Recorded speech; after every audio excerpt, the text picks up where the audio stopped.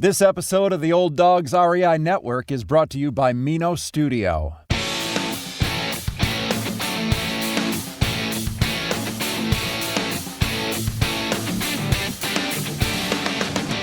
Welcome to the Old Dogs REI Network, where cash flow is king.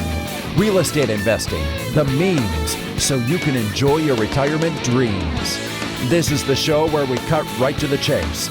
No sales pitch, no long monologues, just simple how-to real estate investing advice, so you can earn the passive income you need to enjoy your retirement today.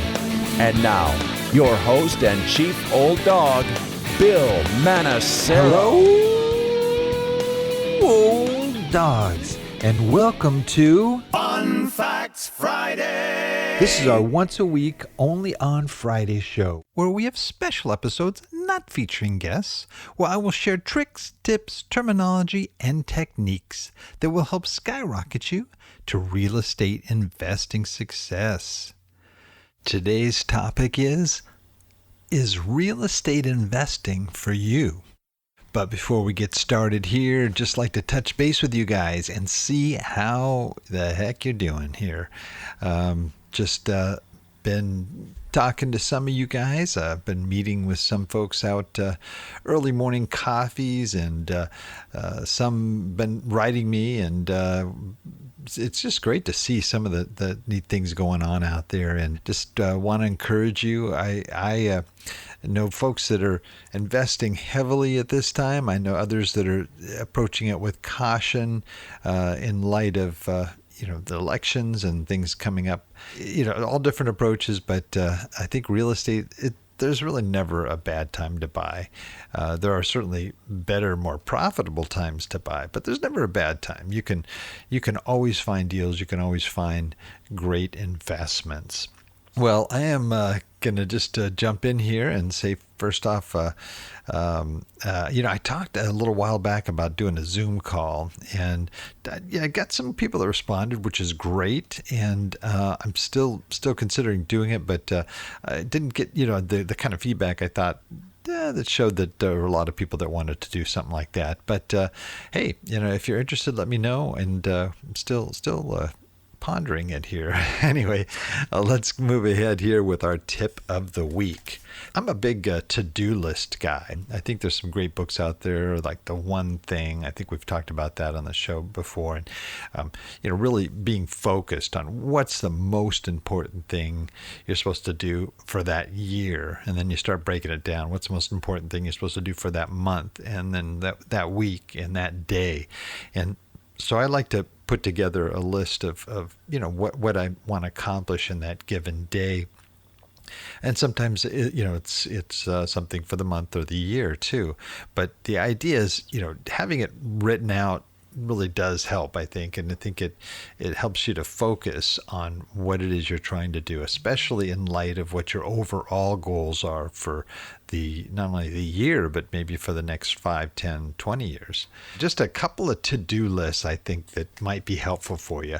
And just, again, this is maybe you're pondering whether or not you even really want to invest in real estate. So you're weighing things out. But here's one that's real popular, and this is basically your financial freedom to-do list. Now, there are people that are looking at real estate as a means to basically, break them out of maybe the corporate mold that they're in, or maybe they've got other goals in mind where they want to be free to be able to enjoy time with their family or travel, or a lot of reasons that people get involved. But this is basically a quick little to-do list that you can do for financial freedom. And this is, how much money basically do you need to make to be financially free?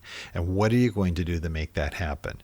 So this is a quick 3-point list that you can look at, okay? And it really starts with adding up your personal expenses. Go over what your expenses are on a regular monthly basis and break them down. And also don't forget your annual expenses that all of a sudden hit boom, all of a sudden you have a big insurance payment or something like that. So you want to, cover all your expenses that you have to deal with over the course of a year.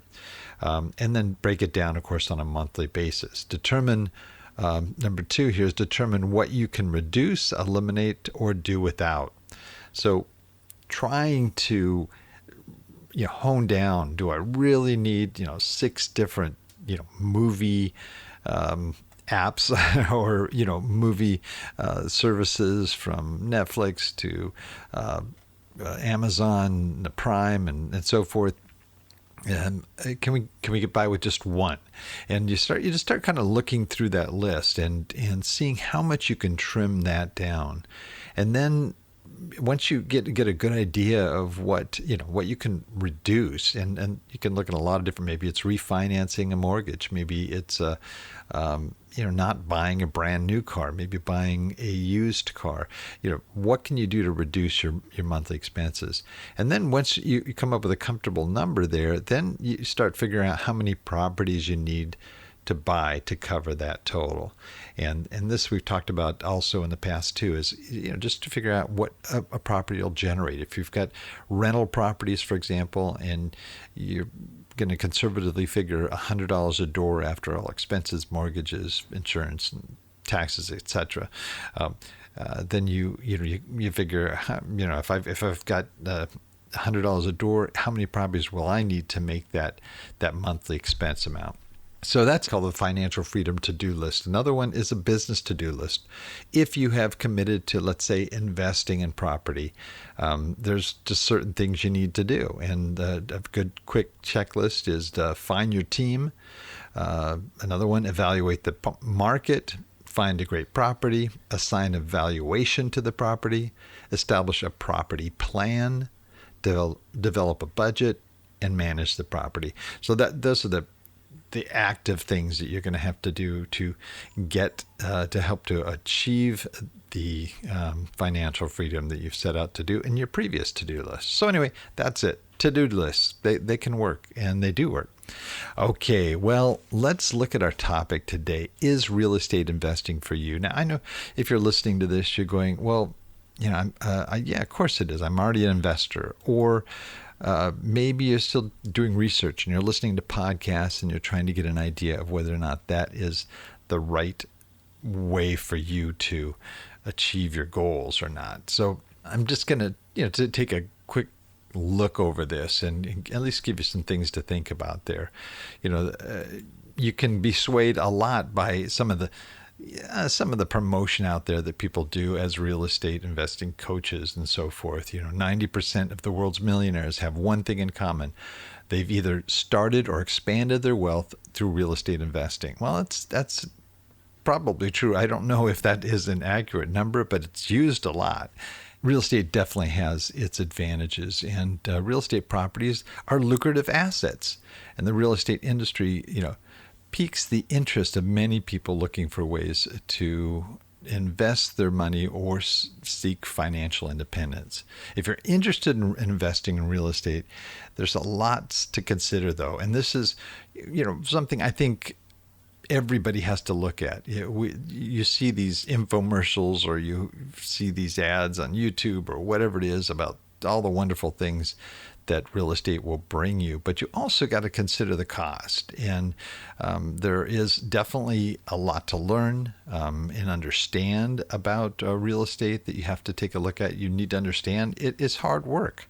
It is not a get-rich-quick scheme, and it really does take time and it takes effort, and you have to be committed. Now, there are different types of investing, and that you can look at those various aspects of it. Maybe, you've worked and you're retired, or maybe you're just about to retire and you just don't want another job. Then there's other people who kind of think, hey, if I'm going to do a job, I might as well do one that, that I enjoy doing and something that'll produce something for me, and that will be, as opposed to sort of a 9-to-5 salary job, it could be something where the more effort I put into it, the more return I get.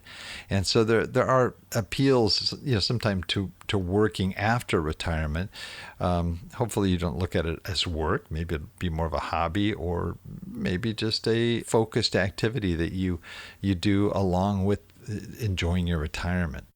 So what is real estate investing all about? Okay, here's some things you might want to look at. There is what's called active investing. Okay, and active investing, and we've talked about that, and we've featured, most of our guests seem to be active investors. For example, you're a landlord, where you're overseeing houses or apartments or mobile homes, or maybe on the commercial side of office buildings, retail centers, malls, industrial, where you're basically generating rental income from people that are utilizing your property. Okay, and that's the sort of the landlord side of things. But then there's the fix and flippers, which don't really have to be landlords. All they have to do is find a good house to fix up, and you invest in that house. Could be an apartment too. There are apartment flippers too. You're going to create value in that house that you're fixing up, or you buy raw land and you build something on that from ground up, and you're going to sell that or maybe rent it out. But when you start renting it out, you become a landlord. So some people just like to get in there, to get the job done. Maybe they're wholesaling, for example, and you find the deal, you flip it to somebody that buys a property, you get your bonus, and you go from there, and you don't really have to manage or worry about tenants, toilet, and trash, and so forth. And then there's the more passive type of investing, and we've talked about this quite a bit, where you have folks that maybe they're investing in REITs, and buying those through their brokerage firm or what have you, which is a real estate investment trust. You might want to do crowdfunding, for example, and we've had a lot of folks that have some great crowdfunding sites here. I think Ground Floor is one of the popular ones, where you can invest in properties for as little as $10, and some people diversify. They'll invest in 100 different properties, and $10 each, and it kind of diversifies their investment, and so that's also another passive thing. You can also be a money lender, whether it's hard money or just invest to other real estate people, and you're just really the bank there. You're just collecting the funds. So those are some of the types of investing you can do. You can, as a real estate investor, active or passive. Real estate investing often does involve the purchase, ownership, and management of real estate properties. And that's what I do. That's what we talk a lot about on this show. But we also know that there are other ways, and we have a lot of people that listen that do all the things that I've mentioned, from the passive to the active. When starting real estate, you just have to have a clear mindset about what you really want to do. And you've got money set aside, and you're thinking, I want to invest this, and I want to get a good return on it. And that's where you kind of weigh out, what are you interested in doing? Are you just interested in getting a flat return? You put the money in just like you do with a bank account, and it gives you this prescribed yield, or are you interested in rolling up your sleeves and trying to maximize that investment by getting more actively involved? So I think there are other considerations you have to take a look at, but I think the key thing is really being aware of what's involved before you do it. The primary goal of real estate investing is really to grow your initial investment costs and to save for the future. And remember, your investment returns should be large enough to cover your property taxes, costs of risk, and ownership costs, including maintenance, utilities, and insurance. And I think a lot of people, when they get involved in rental properties, they don't realize that there are these other, I don't say they're hidden costs. I think anybody that researches will know these things are not hidden. These are things that can happen, and they may not have the reserve for a roof that has to be replaced that they thought was going to last another 10 years, or maybe a water heater, or maybe you've got central air and somebody just happened to steal your your condenser or something. There are things that just happen, and you have to plan for those things. There could be damage that your renters could do to your property that you might have to front if you can't collect from them. I think just a great question to ask yourself too is am I going to be full-time or a part-time investor? And I think that's a good place to start. If you want to be full-time, I mean, I am a full-time investor. I will tell you right now, my goal was to basically get 1,000 units in 6 years, and I'm very close to that goal now. And I may change my focus as I'm sort of wrapping up the 6th year here. But I figured I would have to be devoted to it on a full-time basis in order to achieve that goal. But maybe you don't want to do that. You want to maybe spend 50% of your time traveling, or 50% of your time taking care of the grandkids or doing other things. Fortunately, whatever approach you may take, as long as as you really make an assessment of what it is you want to do, what do you want to achieve, what's your goal, and we've talked about that here as well. How to set goals and how to determine how to achieve those goals for the long term as well, by putting together a strategic plan. But for example, as a full-time real estate investor, you do have to devote your working hours and prioritize your investments. I think there's a lot of people we've had on this show in the past too that look at real estate as a side hustle. They might be doing a number of different things, and maybe they've got an online business, and maybe real estate is just one of multiple income sources, and getting different streams of income is not a bad approach. And again, you get too many, you're going to be going from a part-time hustle to working full-time on all of your hustles. So you've got to weigh that out too.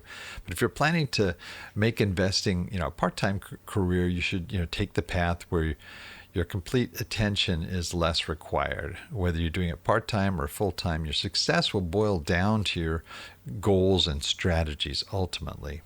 First, map out your goals. And as I mentioned previously, you can take paths and approaches to real estate investing depending on those investment goals. Creating a clear, well-defined plan is crucial to your journey, as it will guide you on which property to buy, which investment to make. Without that clear purpose, you'll bump into all kinds of unexpected results down the road, and may end up taking longer than you set out to do. So the clearer your goals and strategies are, the more likely and the sooner you will attain those goals. Rental property, I talked about, it's buying a property, preparing it for tenants, putting it up for residential or commercial rent, and generating rental income. Now you can make that almost passive, especially if you buy a newer property that's not going to have deferred maintenance issues and so forth. You can, you can get great tenants, and you really don't hear from them. It's just on an ongoing basis. It's great. And I think we all have waves of those, depending on what type of properties you're buying. But and that's why I like apartments, especially large apartments, because you can hire professional management to be on site and deal with a lot of those issues. And you really only need to meet with them on a prescribed basis, so that you can just check on how things are going, and hopefully everything's going great. Property flipping, I'd mentioned also, is again, you need good contractors. You need enough money to be able to fund it.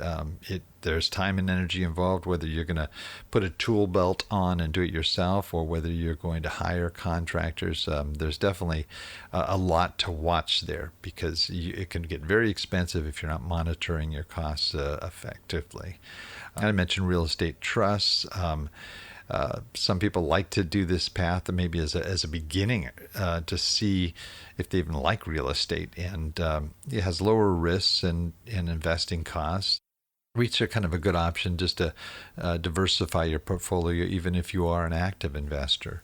And then crowdfunding, I mentioned also too that that you can do that all digitally, just on a computer, and that can be pretty passive. Startup costs are important to know. Some of you may have just a nest egg that you're looking to invest and to increase your yield. So you have to kind of look at how much you want to invest, where those funds come from. Some may not have that nest egg, and they're looking at maybe accessing the equity in their home to be able to invest and grow that nest egg. So there are a lot of different approaches, but those are things that you have to look at and be aware that there are startup costs. It may be something as simple as a brokerage account if you're buying REITs, or it may be buying a property where you have to maybe set up an LLC, pay for insurance, get a checking account, and some states you even have to get a landlord license, and so there are things that you have to just research. And aside from sort of the tangible, it will be more advantageous to your investments if you put together a good team of professionals who can help you as well. And that could be a coach. Maybe it is a real estate coach where you probably have to pay a significant amount of money, but they can hold your hand through getting those first properties under your belt, and eventually you'll be able to do it on your own. But there's also, besides coaches, there's financial lenders, there's agents, brokers, maintenance or repair contractors, insurance agents, real estate attorneys, accountants, CPAs, and then there's professional services, landscapers, painters, plumbers, and then there's also the possibility of partners. Sometimes you would, it makes sense to go in with somebody that maybe has more experience that'll partner with you, and maybe they don't want to do all the work, and you're willing to do that because you don't have the experience, but they can guide you through what kind of work you need to do and how you need to do it so that you can eliminate the mistakes and be able to be more productive. So the bottom line is, undoubtedly, real estate investing is a huge money generating business. It really is. And however, you're the only one who can determine whether it's the right choice for you. Before hastily starting your real estate investing journey, evaluate if it's the right path for you through assessing your commitments, identifying your investment goals and strategies, and preparing for its costs. Overall, do your research. We've got some resources on our website at theolddogsreinetwork.com, where you can, our top 20 real estate books that I would recommend everybody to read and get an idea of what's required and what's behind, active investing primarily is our focus, but what kind of investments are available, and how can I approach it from a passive standpoint as well. Listen to podcasts, of course, like you're doing right now. Go on YouTube and research, real estate investing and how to get started, and it's just start, getting a good body of knowledge so that when you do, if you do get involved with real estate investing, you'll know what's required and what you need to do for the short and long term. Well, that's it for today. Please note, Old Dog listeners, everything I presented here today can be accessed in our show notes on the Old Dogs website at olddogsreinetwork.com/blog. And you're going to look for the episode entitled, Is Real Estate Investing for You?